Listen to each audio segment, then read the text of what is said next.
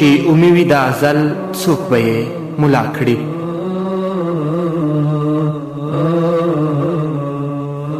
شاعر رحمت الله رحمتي.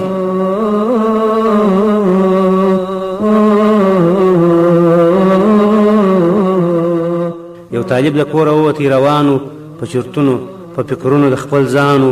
زی به ځان لره به داسې ملا ګوري چې قرآن یې وي زده تورې په تورې دا یې خوښ و چې عالم سي مولانا سي په زرو زرو ړانده پر ده بنا سي په مزدو مزدو سو تیر تر وطنونو تر دشتونو تر ځنګلو تر دریابونو چې په پښو یې وې څپلي دواړې شکېدلي تر دوو پښو یې وه د دشت اغزي ختلي چې وهر ملا ته ورسي پر اوسېږي سبقان ورباندې وایي نیز زده کېږي. بس درېیمه ورځ بیا نوي حجره کې طالب سپور دی د نصیب په کجاوه کې خپل نصیب یې راولي تر داسې ځایه چې د نور وړانګې تل ښکاري لورایه چې پکښې کې د همه وسن باچا دی د طالب پر ژرم هلته یو ملا دی په هغه ښار کې یې ځای ځان ته پیدا کړي بس شروع یې خپل سبق پر یو ملا کړي پوره 10 کاله یې تېر کړه مولانا سو ویې کړه دستاربنجي یو ځای ملا سو نوم یې ولاړې سو مشهور پر وطنونو و تقریر ته یې راتلل خلک له ښارونو چې شروع یې بې نصیحت کړي په جامه کې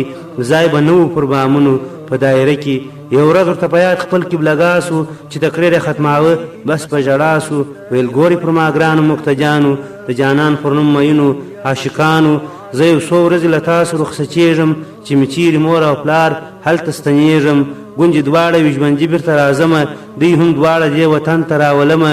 مقتجانو رخصت ورکړي مولانا ته بس هغه د امرا رئیسو د کور خوا ته د سفر نیلی یې ځین کړي هغه لور ته 12مه ورځ راورسېدی کور ته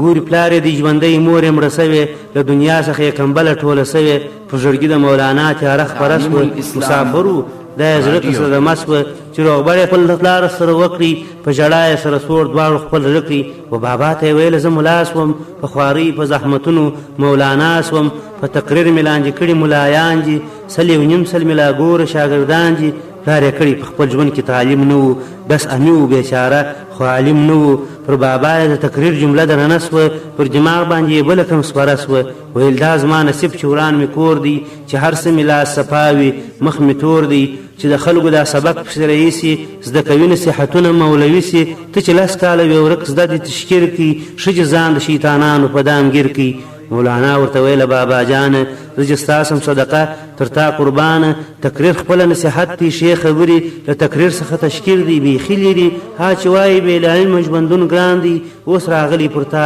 هغه امتحان دی په 3مه ورځ یې پلار هم رارهي کړي په صفت د هغه وطن راضي کړي رارهي سوه په مزدل هره اوږده وه هره ورځ بې د ملا په کور کې شپه وه پلار یې پوه سو چې زوی د ملا سوي ګوره خاص د ملایانو شناخته سوي لا راغلي نه و دوی تر خپل منزله چې حاضر یې مختجان سوه ډله ډله ټول ووایه سلام و مولانا ته هر یې ویه لبیک ووایه بابا ته تر روغبړ وروسته راټول پر مولانا سوه چې ستا پلار یې تقریر وکړي زموږ سودا سوه دا چې زوی یې مولوي دی لوی ملا دی نو بابا خو یې اتمن در د بالا دی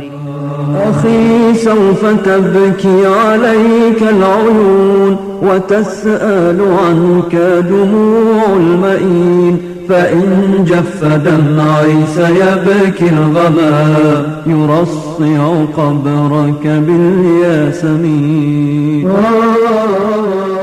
مولانا چې د دوی واورېدې غوښتنې په زړګي جګېدې د غضب ستنې ویل پلار مې ستړی سوی له مزلونو یو نن شپه یې خوب ته پرېږدي زما ورونو بس سبا به درته وکړي تقریرونه خبر کړي د محل ټوله کورونه